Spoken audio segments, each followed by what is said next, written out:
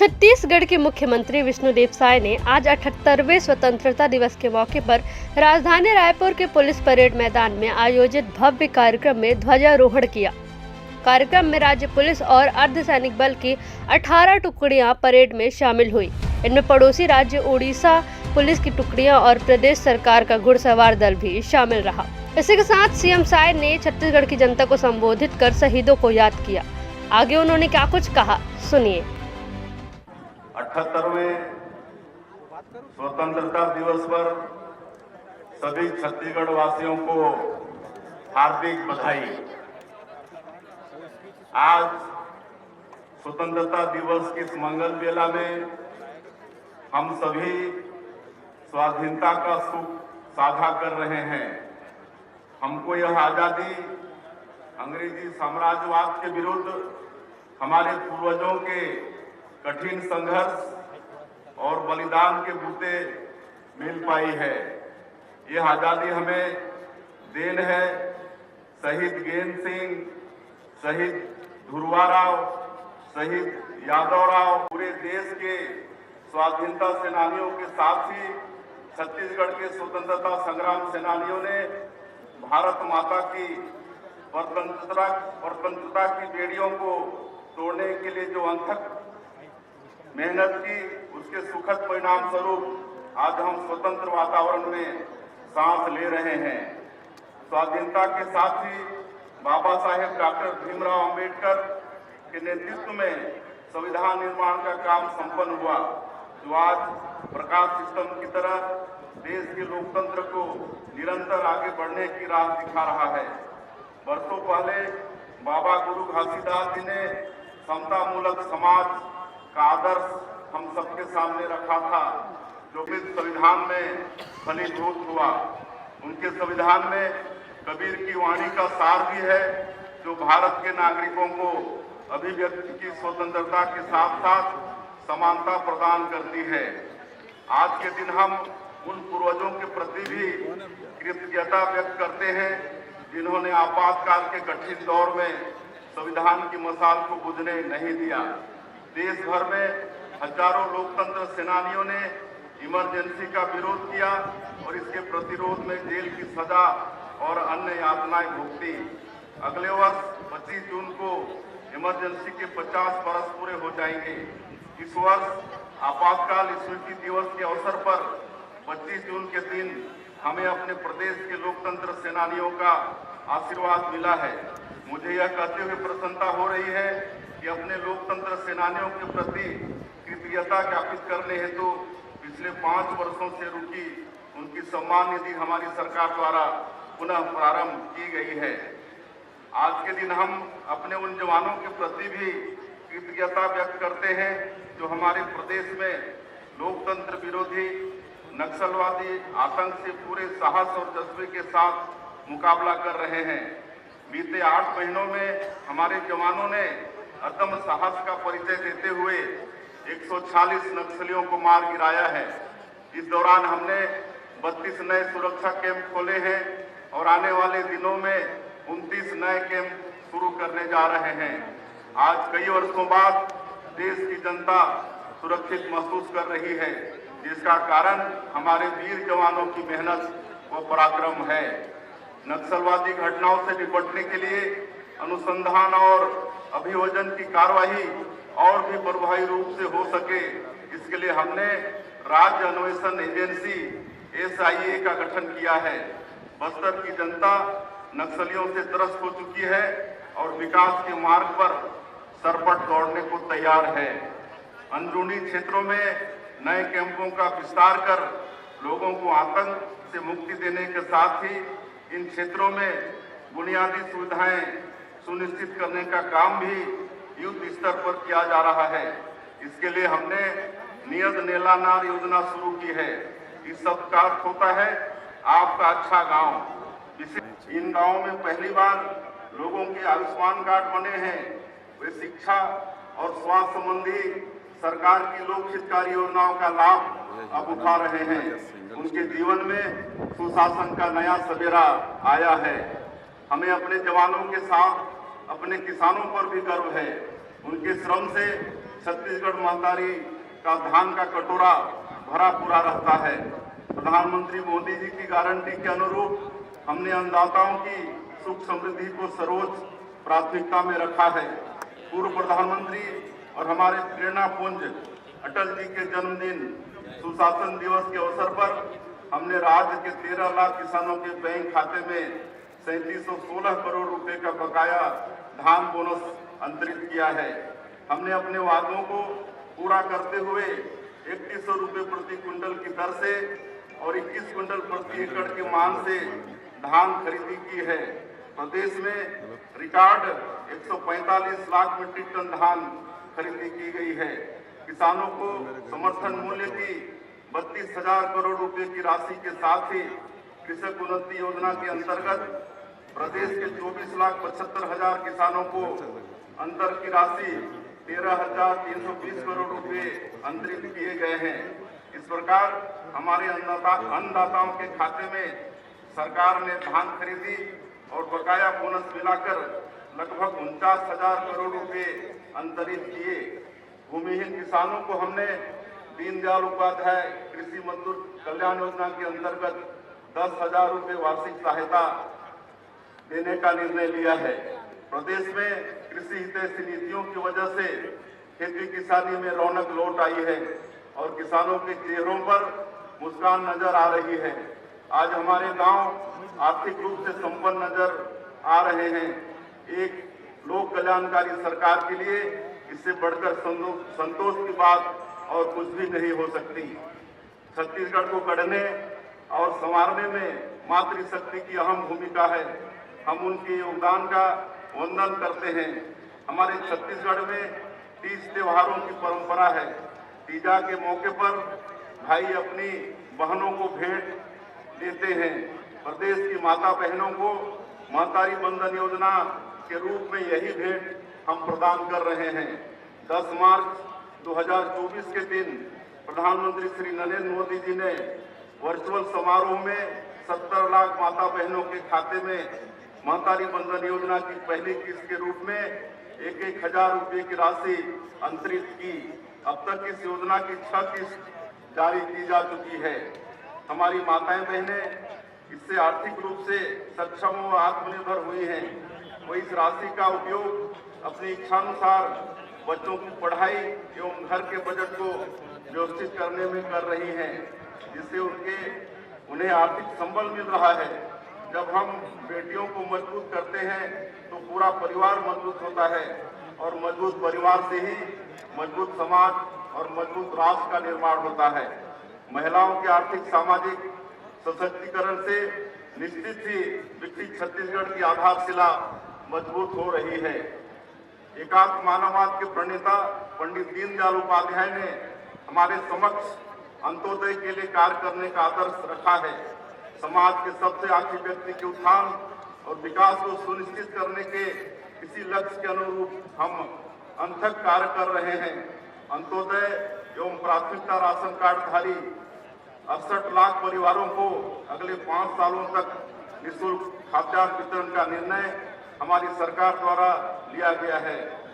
आर्थिक रूप से पिछड़े परिवारों को बुनियादी सुविधाएं उपलब्ध कराना हमारी सर्वोच्च प्राथमिकता है। इसमें सबसे पहले सबको आवास सुनिश्चित करने की जिम्मेदारी है। मैं पिछले 3 दशकों से विशेष पिछड़ी जनजाति पहाड़ी कोरवा के निकट संपर्क में रहा हूँ। उनके करीब रहकर मैंने देखा है घास फूस के आवास में रहने वालों का दर्द क्या होता है। जब हमारे यशस्वी प्रधानमंत्री पीएम आवास योजना लेकर आए तो प्रदेश के लाखों परिवारों को उम्मीदें जगी, लेकिन पिछले 5 सालों में प्रदेश के 18 लाख जरूरतमंद परिवारों के आवास का सपना पूरा नहीं हो सका। हमने संकल्प लिया कि हम इन 18 लाख परिवारों की पीड़ा दूर करेंगे। शपथ लेने के अगले दिन ही हमारी सरकार ने इनके आवास के सपने को पूरा करने की राह खोल दी। इसके साथ ही सामाजिक आर्थिक सर्वेक्षण में चिन्हांकित 47,090 आवासीय परिवारों को आवास स्वीकृत करने का निर्णय भी हमने मुख्यमंत्री आवास योजना के तहत लिया है। सबको आवास के साथ ही सबको शुद्ध पेयजल उपलब्ध कराने माननीय प्रधानमंत्री जी ने जल जीवन मिशन की आरंभ किया है। प्रदेश में इसके क्रियान्वयन की दिशा में हम तेजी से काम कर रहे हैं। इसके लिए हमने 4,500 करोड़ रुपए का बजट रखा है। प्रदेश में भूजल की समस्या वाले गांवों में जल जीवन मिशन के अंतर्गत मल्टी विलेज स्कीम के माध्यम से पेयजल आपूर्ति का काम शुरू हो गया है। फिलहाल राज्य के 18 जिलों में 70 मल्टी विलेज योजनाओं का काम आरंभ हो गया है। हमने छत्तीसगढ़ में 50 लाख ग्रामीण परिवारों को नल कनेक्शन प्रदान करने का लक्ष्य रखा था। मुझे खुशी है कि इसमें से 39,31,000 परिवारों में हम नल कनेक्शन उपलब्ध करा चुके हैं। हमारे ग्रंथों में सर्वे संतु निरामया की कामना की गई है। किसी तरह की बीमारी हो जाने पर सबसे ज्यादा चिंता आर्थिक रूप से कमजोर लोगों को उठानी पड़ती है।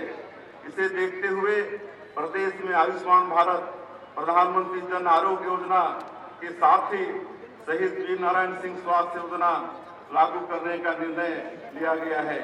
इन दोनों योजनाओं से छत्तीसगढ़ के 77,20,000 परिवारों को 5 लाख रुपये तक निःशुल्क स्वास्थ्य सेवाओं का लाभ मिल रहा है। वन अधिकार पत्र धारकों की मृत्यु हो जाने के पश्चात उनके वारिसों को वन अधिकार पत्र हस्तांतरित करने की प्रक्रिया का उल्लेख वन अधिकार नियमों में नहीं था। इस वजह से नामांतरण, सीमांकन, खाता विभाजन जैसे राजस्व संबंधी कार्य संभव नहीं थे। हमने अपने जनजाति और वनवासी भाइयों की पीड़ा को समझा। हमारी सरकार द्वारा उनके वारिसों को वन अधिकार पत्र हस्तांतरित करने का प्रावधान किया है। अब वन अधिकार पत्र धारण करने वाले हमारे जनजाति और वनवासी भाइयों के लिए सीमांकन, नामांतरण, खाता विभाजन जैसे कार्य सहज हो गए हैं। इन वन अधिकार पत्रों को डिजिटलाइज भी किया गया है। जनजातीय क्षेत्रों में वन धन केंद्रों के माध्यम से माननीय प्रधानमंत्री जी ने वनोपज संग्राहकों की आर्थिक तरक्की की नई राह खोली है। हमारी सरकार ने राज्य के तेंदुपत्ता संग्राहकों की पारिश्रमिक दर को 4,000 रुपये प्रति मानक बोरा से बढ़ाकर 5,500 रुपये कर दिया है। साथ ही तेंदुपत्ता संग्रहण समय सीमा में भी वृद्धि की गई है, जिससे हमारे भाई बहन अधिक समय तक तेंदुपत्ता संग्रहण कर बढ़ी हुई आय अर्जित कर पा रहे हैं। इस साल 13,05,000 तेंदुपत्ता संग्राहकों को कुल 855 करोड़ 80 लाख रुपए का भुगतान किया गया है। इनकी संख्या पिछले वर्ष की तुलना में 1,72,000 अधिक है। युवा हमारे भविष्य हैं। युवाओं को रोजगार के बेहतर अवसर मिले, उनकी उद्यमशीलता को बढ़ावा देने के लिए उपयुक्त वातावरण हो, इसके लिए हम प्राथमिकता से कार्य कर रहे हैं। हमारी सरकार यह मानती है कि भर्ती प्रक्रियाओं में की गई अनियमितताएं होनहार युवकों को रोजगार के अवसरों से वंचित तो करती ही है, साथ ही इससे सिविल सेवा की गुणवत्ता पर भी दुष्प्रभाव पड़ता है। हमारी सरकार द्वारा राज्य सिविल सेवा परीक्षा 2021 में हुई अनियमितता की जांच सीबीआई से कराने का निर्णय लिया है। हम युवाओं के लिए समान अवसर और पारदर्शी परीक्षा प्रणाली प्रदान करने के लिए कृत संकल्पित हैं। यूपीएससी जैसी परीक्षाओं में हमारे युवाओं की सफलता दर बढ़े, इसके लिए आदिम जाति एवं अनुसूचित जाति विभाग द्वारा नई दिल्ली में संचालित यूथ हॉस्टल में यूपीएससी की तैयारी के लिए अभ्यर्थियों के लिए सीटों की संख्या 50 से बढ़ाकर हमने 185 कर दी है। अब सिविल सेवाओं की तैयारी के लिए अनुसूचित जनजाति, अनुसूचित जाति एवं पिछड़ा वर्ग के चयनित युवा पूर्णतः निःशुल्क कोचिंग प्राप्त कर सकेंगे एवं दिल्ली में कहीं भी निवास करने पर उनको निर्धारित स्टाइपेंड भी प्राप्त होगा, जिससे उन्हें किराए के लिए भी प्रतिपूर्ति प्राप्त होती रहेगी। हमने शासकीय सेवाओं हेतु आयोजित परीक्षा में सम्मिलित होने की अधिकतम आयु सीमा में 5 वर्ष की छूट प्रदान की है। इससे प्रदेश के लाखों युवाओं को प्रतियोगी परीक्षा में सम्मिलित होने का अवसर प्राप्त हुआ है। राजधानी के नालंदा परिसर की तरह ही 13 और नगरीय निकायों में सर्व सुविधायुक्त लाइब्रेरी भी तैयार की जाएगी। युवाओं के लिए खेल की सर्वोत्तम अधोसंरचना तैयार करने की दिशा में हमारी सरकार द्वारा गहन प्रयास किया जा रहा है। साथ ही प्रदेश के पारंपरिक खेलों को बढ़ावा देने के लिए हमने छत्तीसगढ़ क्रीड़ा प्रोत्साहन योजना आरंभ करने का निर्णय लिया है।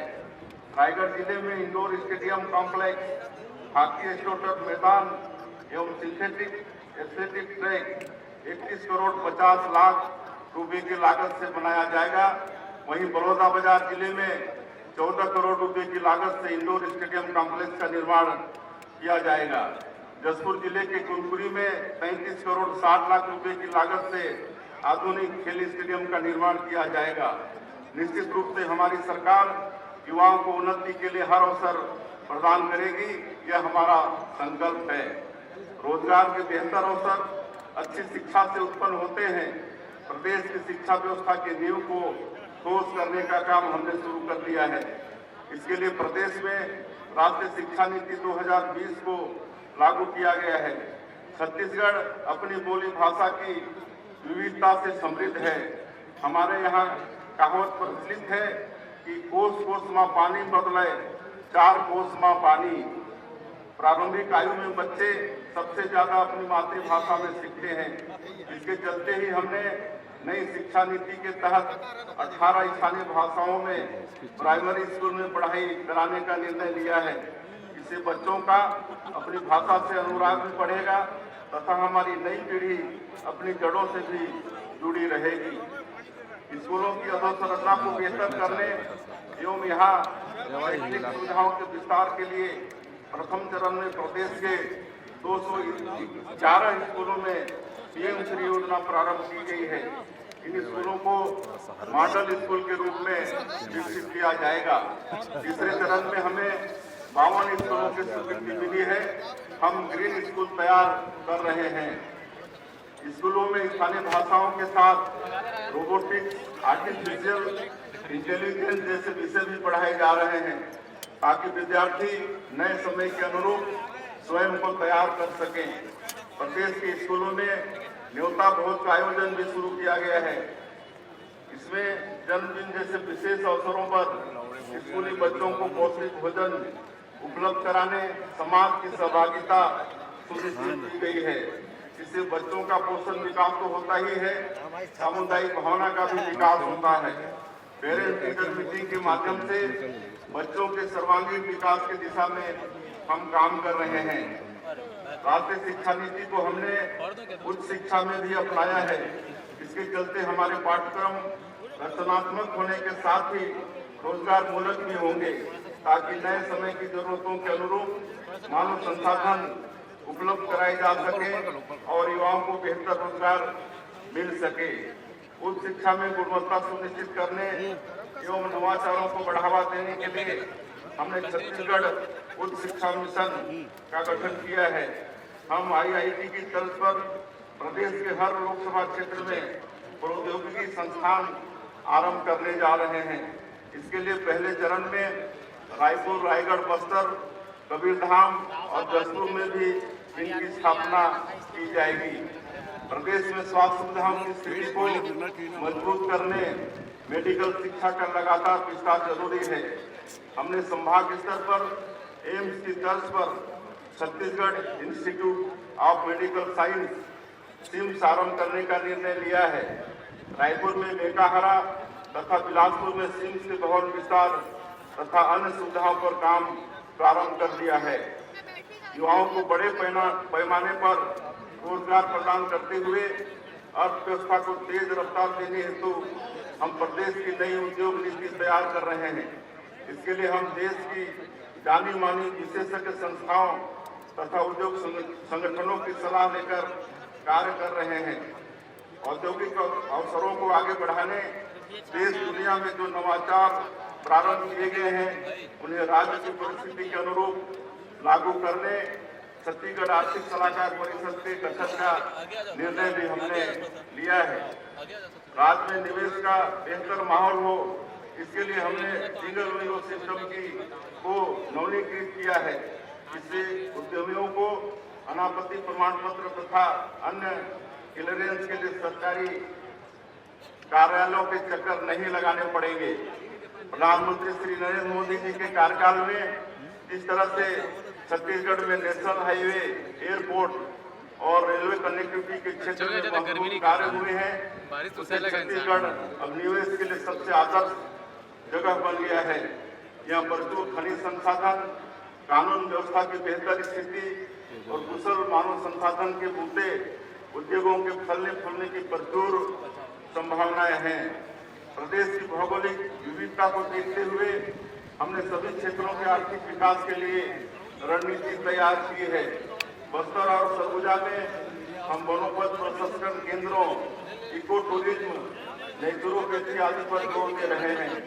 नवा रायपुर को हम IT हब तथा इनोवेशन हब के रूप में विकसित कर रहे हैं। राजधानी के समुचित विकास के लिए और यहाँ उद्यम के अवसरों को बढ़ावा देने हम नेशनल कैपिटल रीजन NCR की तरह ही स्टेट कैपिटल रीजन विकसित करने जा रहे हैं। कोरबा बिलासपुर इंडस्ट्रियल कॉरिडोर बनाने का हमने निर्णय लिया है। इसके अस्तित्व में आने पर इन क्षेत्रों में औद्योगिक विस्तार और तेज हो जाएगा। उद्यमी युवाओं को छत्तीसगढ़ उद्यम क्रांति योजना के माध्यम से 50% सब्सिडी के साथ हम ब्याज मुक्त ऋण प्रदान करने वाले हैं।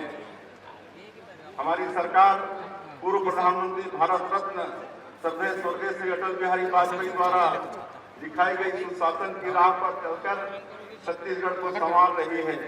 सुशासन के मूल्यों को क्रियान्वित करने हमने सुशासन एवं अभिसरण विभाग का गठन किया है।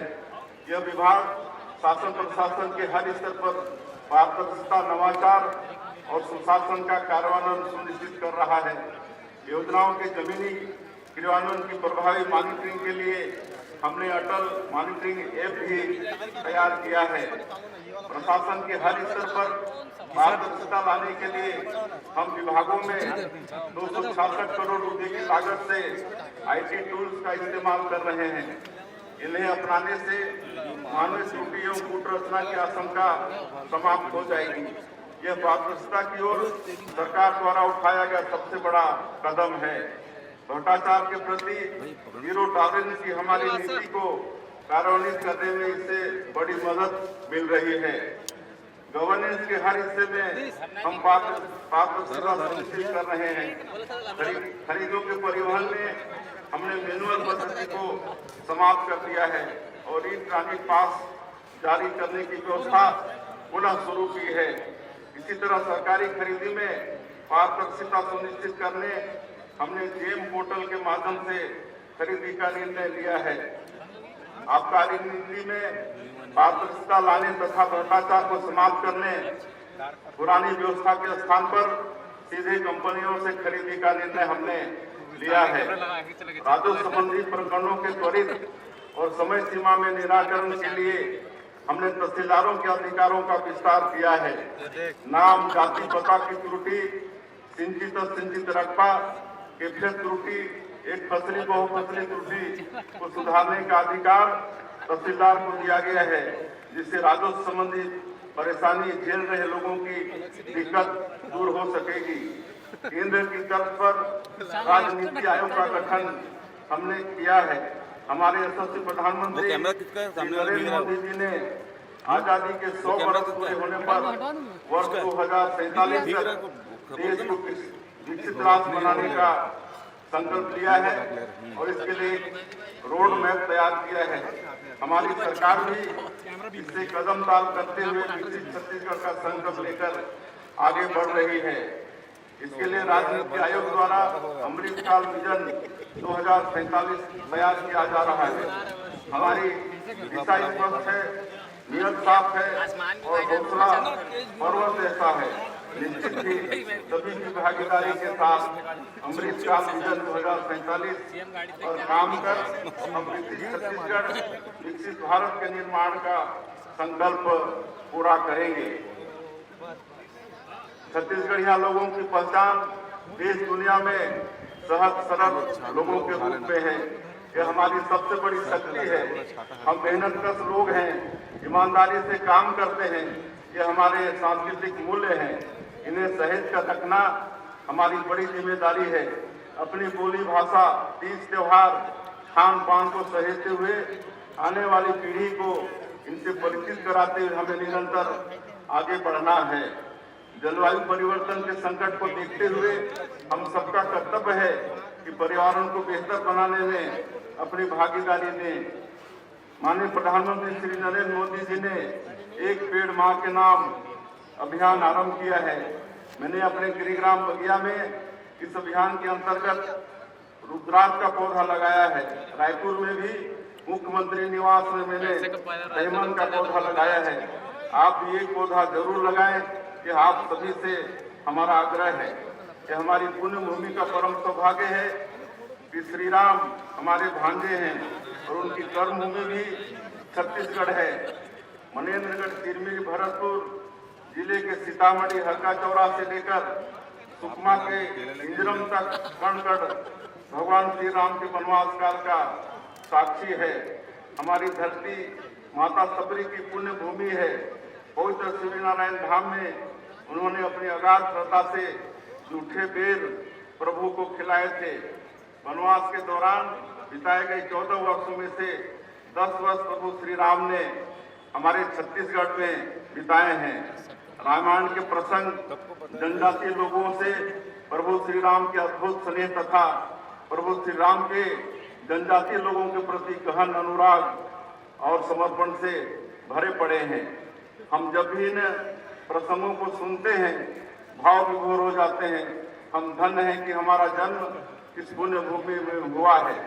यह सौभाग्य हमें श्री राम के आदर्शों पर चलकर निरंतर काम करने की प्रेरणा देता है। 500 वर्षों के अहिंसक संघर्ष की पूर्णाहुति अयोध्या धाम में श्री राम लला के भव्य मंदिर के निर्माण के रूप में हुई है। हम अपने भाचा राम के दर्शन के लिए छत्तीसगढ़ का हर नागरिक उत्सुक है। अयोध्या धाम श्री राम लला दर्शन योजना के माध्यम से हम हजारों राम भक्तों को उनके आराध्य के दर्शन के लिए पूर्णतः निःशुल्क भेजने का माध्यम बने हैं। ये पुण्य अवसर हमें श्री राम लला ने दिया है। तुलसीदास जी ने लिखा है, दैहिक दैविक भौतिक तापा, राम राज नहीं काहू व्यापा। भगवान श्री राम ने एक आदर्श राज्य की स्थापना की। आप सभी के सहयोग से हम अपने पूरे सामर्थ्य के साथ काम करते हुए छत्तीसगढ़ को सुखी समृद्ध राज्य बनाने की दिशा में काम करेंगे। बहनों एवं भाइयों, लोकतंत्र में भरोसे का संकट सबसे बड़ा संकट होता है। यह तंत्र निश्चित ही जनता का अपने प्रतिनिधियों पर भरोसा कायम रखने से ही चलता है। कार्यभार संभालने के बाद हमारी सबसे बड़ी चुनौती इसी भरोसे को बहाल करने की थी। हमें इस अवसर पर यह कहते हुए संतोष हो रहा है कि हमारी सरकार ने आपसे किए अधिकांश बड़े वायदों को पूरा कर इस विश्वास को फिर से स्थापित किया है। हमारे संविधान निर्माताओं का सपना ऐसे ही मजबूत लोकतंत्र का था, जहां जनता और उसकी चुनी सरकार भरोसे की ऐसे ही मजबूत दौर में बंधी रहे। वास्तव में यह लोकतंत्र का मजबूत रक्षा सूत्र है, जिसे कभी भी किसी भी लोक सेवक को कमजोर नहीं करना चाहिए। हमारे राज्य निर्माता भारत रत्न पूर्व प्रधानमंत्री सदैव स्वर्गीय अटल जी ने छत्तीसगढ़ का निर्माण प्रदेश के व्यापक आर्थिक विकास एवं प्रदेश की सुंदर संस्कृति के संरक्षण के लिए किया है। हमारा दायित्व है कि हमने ही बनाया है, हम ही संभालेंगे कि संकल्प के साथ प्रदेश के नवनिर्माण की महती कार्य में पूरी लगन से जुटकर अटल जी का सपना साकार करें। स्वतंत्रता दिवस का यह दिन हमें स्मरण कराता है कि हमें मिली आजादी बहुत बहुमूल्य है। पूर्वजों ने कठिन संघर्ष और बलिदान देकर स्वतंत्रता की विरासत हमें सौंपी है। हमारे पूर्वजों ने भारत माता को स्वतंत्रता की बेड़ियों से आजाद कर देशभक्ति की अनुपम मिसाल प्रस्तुत की है। विकसित भारत के निर्माण में अपनी सहभागिता प्रदान कर देश को संवारने के अनुकरण करने कार्य में अपना योगदान देकर हम पूर्वजों की इस परंपरा को आगे बढ़ाने का यश हासिल कर सकते हैं। यही हमारा कर्तव्य भी है। आप सभी को पुनः स्वतंत्रता दिवस की बहुत बहुत बधाई।